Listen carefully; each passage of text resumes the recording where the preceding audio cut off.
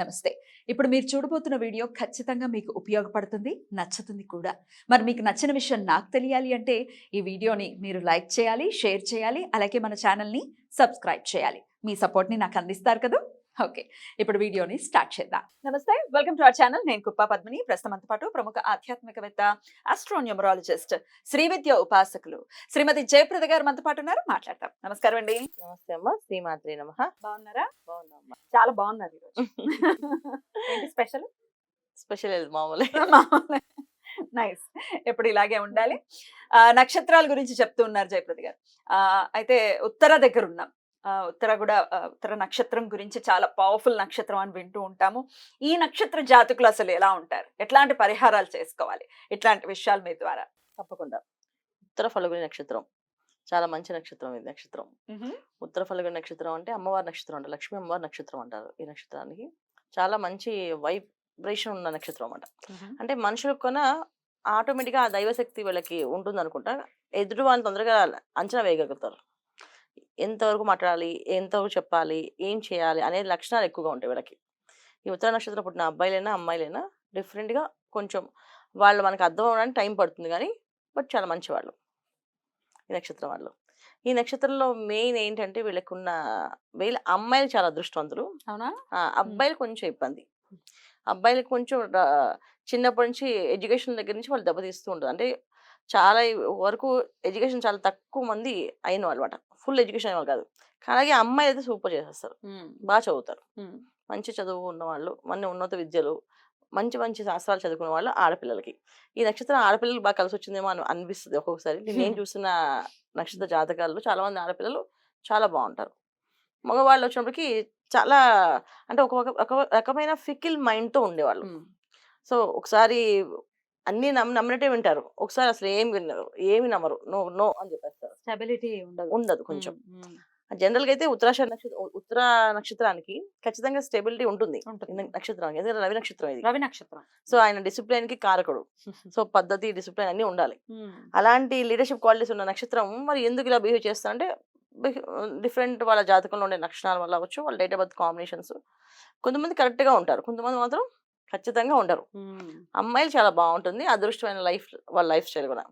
కాకపోతే ఏంటి ఇక్కడ అమ్మాయిలకు ఏం ప్రాబ్లం వస్తుంది అంటే వీళ్ళు ఎంత బాగా చదివినా వీళ్ళు ఒక హౌస్ వైఫ్గా ఉండిపోతారు ఇంట్లో. ఇదొక ప్రాబ్లం ఉంది. సో వాళ్ళు చాలా ఎడ్యుకేషన్స్ ఉంటాయి, చాలా ఎంత నాలెడ్జ్ ఉన్న వాళ్ళు, కానీ ఇంట్లో చక్కగా భర్తకి కావాల్సిన టైమింగ్స్ కానీ చేయడము, ఈ పద్ధతిలో ఈ లక్షణాల్లో ఉండిపోతారు. టైమింగ్ డిసిప్లైన్లో, పిల్లలకి క్రమశిక్షణ నేర్పించడంలోని. సో వాళ్ళకున్న ఎంతో ఉన్న ఆలోచనల్ని ఎంతో మంది నేర్పించగలిగిన శక్తిని ఇంట్లో ఇద్దరు ముగ్గురికి ఆ ఫ్యామిలీ వరకు చూసుకుంటారు. అలాంటి మైనస్ కూడా ఉంది నక్షత్రానికి. ఇది ఉత్తర ఫాల్గుణ నక్షత్ర లక్షణాలు అనమాట. ఏ రాశిలోకి వస్తారు ఈ నక్షత్రం? ఏ రాశిలో? సింహరాశి ప్లస్ కన్యారాశి, రెండు రాశులకి వస్తారు. సో కన్యారాశిలో ఉండేవాళ్ళు కొంచెం మంచిగా మాట్లాడతారు, చక్కగా కబుర్లు, నీట్గా ఎదుటి వాళ్ళని అర్థం చేసుకునే విధానము, వాళ్ళతో కొంచెం కలవడం, జోయల్గా ఉండడము. కొంతమంది సంగీతం కూడా చాలా ఇంట్రెస్ట్గా ఉంటుంది, సంగీతం నేర్చుకుంటారు వాళ్ళు, చక్కగా పాటలు కూడా అందంగా పాడతారు. సింహరాశి ఉన్నప్పుడు చాలా వరకు చదువుకి వాళ్ళు అంతే అలా ఉండిపోతారు అంతే. సో చాలా వరకు రాణించరు.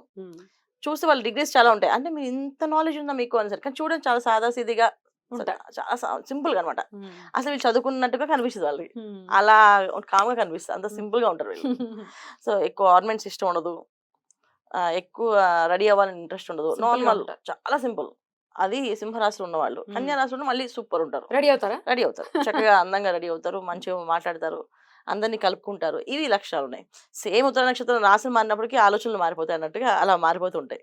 సో ఈ కాంబినేషన్ ఉత్తర నక్షత్రం, ఉత్తర ఫల్గుణ నక్షత్రం వాళ్ళు. ఏ ఫీల్డ్స్ లో ఉంటే వీళ్ళు బాగుంటుంది అనుకోవచ్చు అండి? టీచింగ్ ఫీల్డ్ చాలా బాగుంటుంది అన్న, చాలా చక్కగా చెప్తారు. అంటే ఎదుటి వాళ్ళకి నొప్పి కలగకుండా మాట్లాడే శక్తి ఉన్న వాళ్ళు ఈ ఉత్తర నక్షత్రం వాళ్ళు. చాలా నొప్పి లేకుండా వాళ్ళకి, అంటే వీళ్ళకి కోపం వస్తుంది, వీళ్ళకి కోపం లేదని కాదు, వీళ్ళు శాంతపరులని కాదు, వీళ్ళకి కోపం ఉంటుంది, వాళ్ళ మీద కక్షగా ఉండదు ఒక్కోసారి, వీళ్ళ మమ్మల్ని చేశారని. కాకపోతే ఏంటంటే దాన్ని ఎప్పుడు ఎక్స్ప్రెస్ చేయరు, మనసులో ఉంచుకుంటారు, కానీ వాళ్ళతో చాలా డీసెంట్ గా మాట్లాడతారు. సో అందుకే టీచింగ్ ఫీల్డ్ చాలా బాగుంటుంది.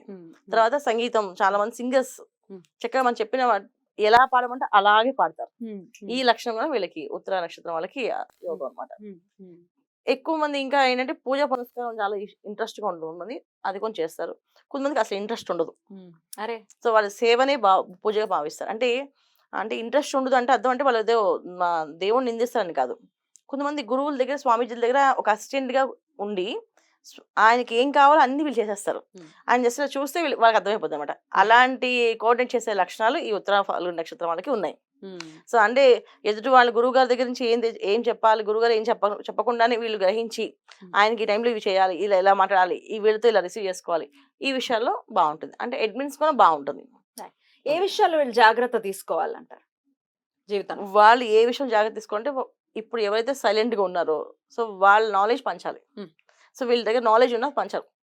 సో, అది ఒక ఇంటికో ఒక పరిమితం చేసేసి ఉండిపోతారు. సో, వీళ్ళ పర్సనల్ నాలెడ్జ్ బయట పంచాలి. అది బావుంటుంది. జాగ్రత్త అంటే ఏంటంటే వైఫ్ అండ్ హస్బెండ్ మధ్యలో అనుకూలమైన దాంపత్య జీవితం తక్కువ వీళ్ళకి. అరే! వాళ్ళు ఎలా ఉన్నా వీళ్ళు అర్థం చేసుకోవడానికి ట్రై చేస్తారు. అందువల్ల ఏమవుతుందంటే ఆ సమస్య బయటకి కనబడదు. దాంట్లో కొంచెం సాటిస్ఫాక్షన్ కావాలి. వీళ్ళు కొంచెం ఎక్కువ పూజా పునస్కారం, భక్తి అన్నీ ఉంటాయి గనుక వీళ్ళకి పరిహారం అంటే సెపరేట్‌గా ఉండదు. వాళ్ళ జాతకం ఒకసారి చూపించుకొని ఏం చేస్తే పరిహారం బావుంటదో చేయించుకోవాలి. ఓహ్! సెపరేట్‌గా అంటే కస్టమైజ్డ్ గానే చేసుకోవాలి తప్ప ఇది మిత్తంగా ఇది అని ఏమి ఉండదా? ఏముండదు. ఎందుకంటే ఉత్తర ఫల్గుణ నక్షత్రం అనేది అటువంటి లక్షణం. ప్రతిదీ వింటారు, ప్రతిదీ చేస్తారు, ప్రతిదీ దాంట్లోనే ఉండాలని అనుకుంటారు. సో, అది ఇలాగే ఉండాలి అనుకోరు. అంటే అడ్జస్ట్ అవుతారు. అడ్జస్ట్‌మెంట్ మెంటాలిటీ ఎక్కువగా ఉంటది వీళ్ళకి. సో, అడ్జస్ట్‌మెంట్ మెంటాలిటీ ఉన్నప్పుడు ఏం చేయమన్నా ఓకే. మన వల్ల అవ్వలేదు. ఓకే. ఇవాళ పొద్దున్నే లేచి 6కి పూజ చేయమన్నాం అనుకోండి వాళ్ళకి. సో, వాళ్ళు మార్నింగ్ 6కి లేనప్పుడు ఓకే. మేము 6కి లేవలేకపోయాం. ఓకే. పర్లేదు 7:00 లేచి చేస్తాం. భగవంతుడు నన్ను వద్దన్నాడా ఏంటి? సో, ఈ డిఫరెంట్ థాట్స్ ఉంటాయన్నమాట. సో, అందుకని ఖచ్చితంగా లిబరల్‌గా ఉంటారన్నమాట. చాలా.